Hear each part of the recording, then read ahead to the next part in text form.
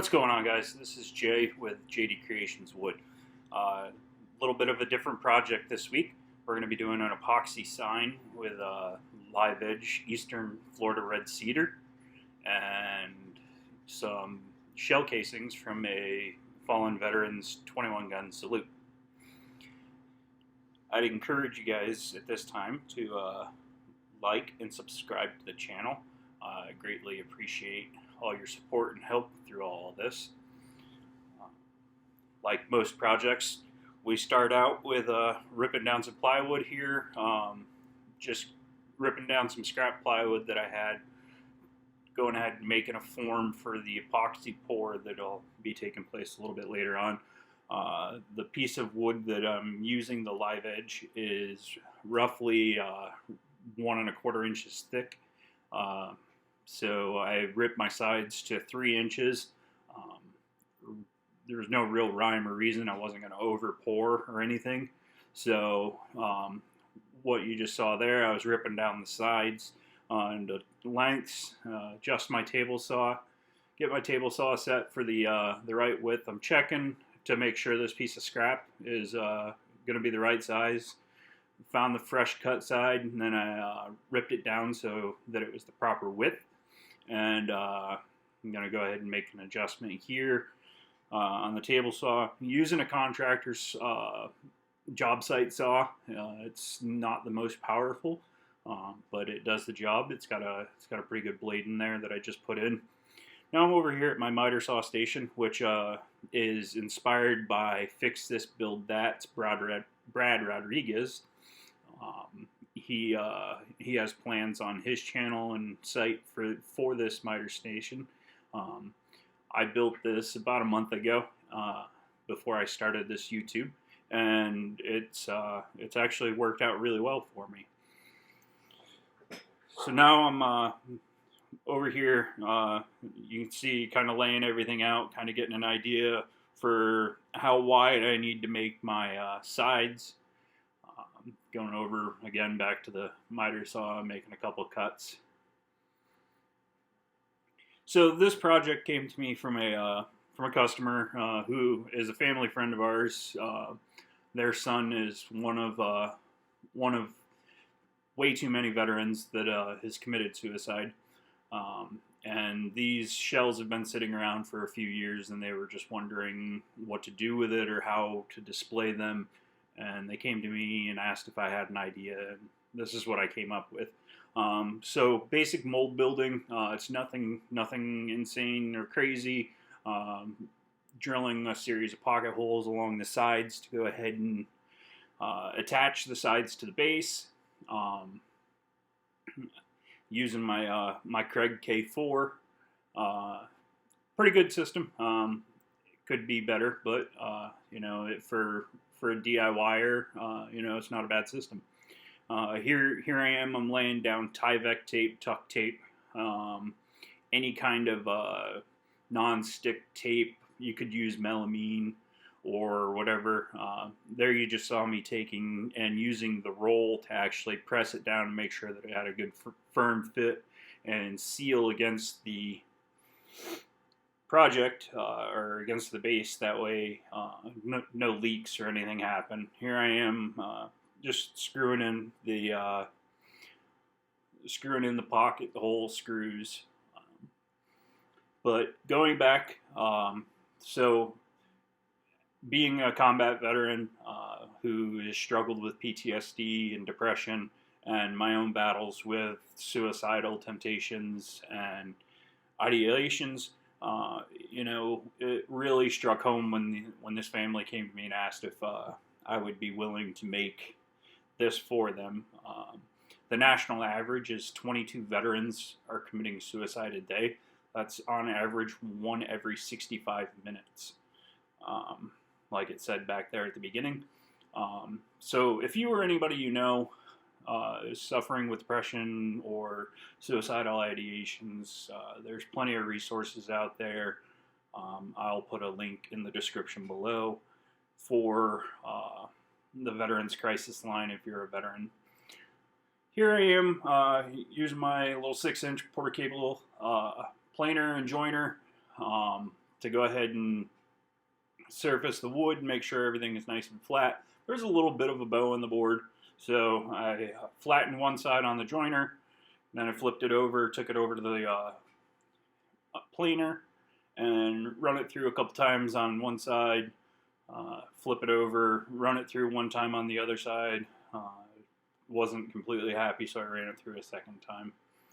Here I am, getting everything put together, molded up. I want to make sure that my fit is right and tight. Things were a little tight. I ended up having to take the mold back apart partially to make some room. Then I used 100% silicone, fast drying silicone, in the little squeeze tube to go ahead and seal the edges and the seams.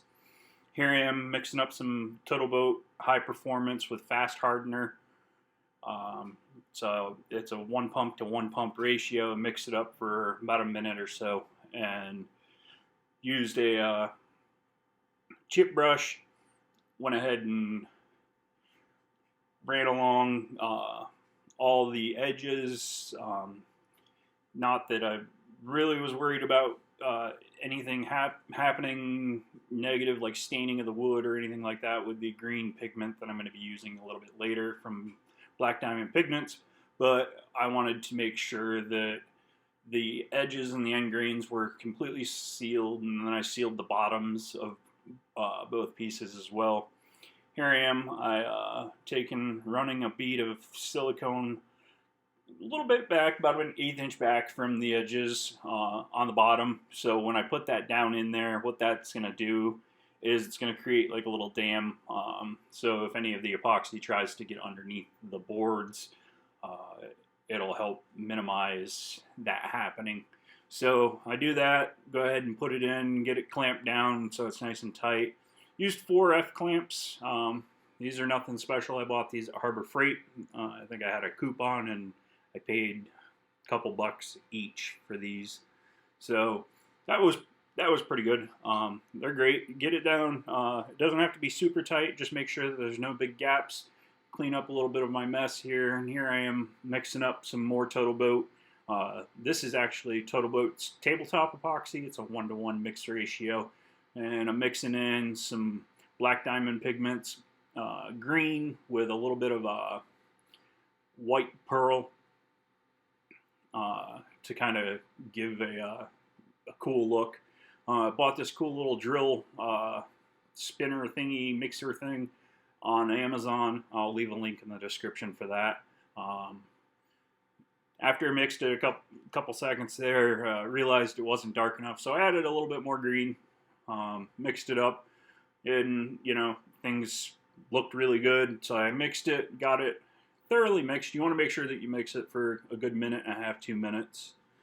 And here's one of the most satisfying parts of any epoxy job is the pour. Just kind of dumping everything back into there and letting it kind of settle in here.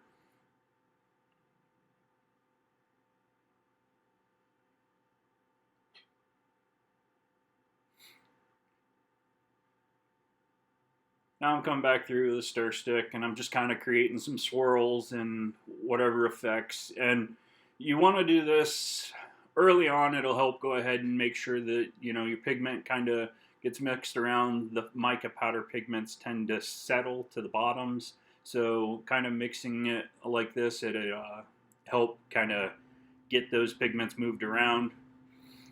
And then my wife graciously glued down the 21 shells from the Veteran, and I didn't get a video of that. So here we are, mixing up TotalBoat's thick set 3-to-1 epoxy.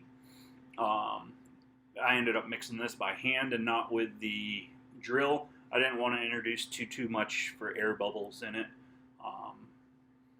to kind of help prevent any unnecessary settling or unsettling. As it cured, mixed it for probably a good 2 to 3 minutes. It's a time lapse, so it's hard to really tell, and it's been about a week since I got it done. So I mixed it up thoroughly, and got it ready to go. And here's the pour. Pour went really well. Again, let it kind of just dribble out like that. Everything seemed really well. Came through, popped some bubbles. Here's a close-up video right after the pour. You can see that there's not a lot of bubbles in it, and it's got a very glassy effect. Unfortunately, it didn't stay that way. The shell casings took a while before the bubbles popped out of them, and unfortunately, when they did, they popped to the surface, and I got frustrated and didn't video. So I ended up doing a skim coat of the tabletop epoxy to fill the bubble holes that were left. And here I am sanding, working through the grits. I started with 100 grit. I went 100, 120, 220, and then 320 on this. Make sure everything was nice and flat. Blew it off between each sanding dish change. Really kind of checked everything, made sure things stayed flat. I didn't want to go ahead and sand too much of the wood. The wood is a super soft wood if you've never worked with Eastern Red Cedar. It's got an amazing aroma, but it's super, super soft, so you have to be real careful you don't sand too much away or you'll end up with a divot in your wood. So I sanded everything down until it was all a nice uniform sanding where it all looked good, and then we got ready to move on to the finish. I make sure that you sand the edges. Obviously, I put that top coat of epoxy down, and, you know, there was a little bit of a pour that dripped over the edges, so I had to go ahead and do that. When I'm blowing this off here, you can actually see those dots. They kind of look like they're low spots. I assure you they're flat. That's just where the two different types of TotalBoat epoxy mixed together. Once it was completely finished, you couldn't even tell, as you'll see here as I go along. Using compressed air from the compressor. I started using this stuff, Odie's oil. This is the original blend, and a little putty scraper, Bondo scraper. Picked these up at Harbor Freight, just a couple dollars for a pack of 10 or something. Went ahead and put it on there with the scraper, kind of made sure that I got it evenly coated around. Wearing gloves, went ahead and rubbed it all in, hand rubbed the edges, made sure that it was all nice and worked into the edges. And then here's a close-up view of the project with the epoxy and how that red cedar just really comes to life. It's just an absolutely gorgeous piece of wood, and, you know, I was lucky to have it on hand. So when this project came up, I knew that this was the perfect piece for it. So you let this Odie's oil sit for about 45 minutes to an hour, and then you come back with a clean cloth or a rag. In this case, I just used some shop towels. You buff it out, get it all nice and mopped up. You want to pick up as much of the excess that is possible. As you notice, I'm working in bare feet. I tend to do that a lot here in Florida. And it was about 80 degrees when I was doing this. So, you know, just kind of wiping everything up, making sure it was all good to go, buff it out real good. And here's the finished product. You know, different lighting. I'd like to extend my greatest sympathies to this family, and I encourage you guys to stick around and see the videos that we have coming in the future.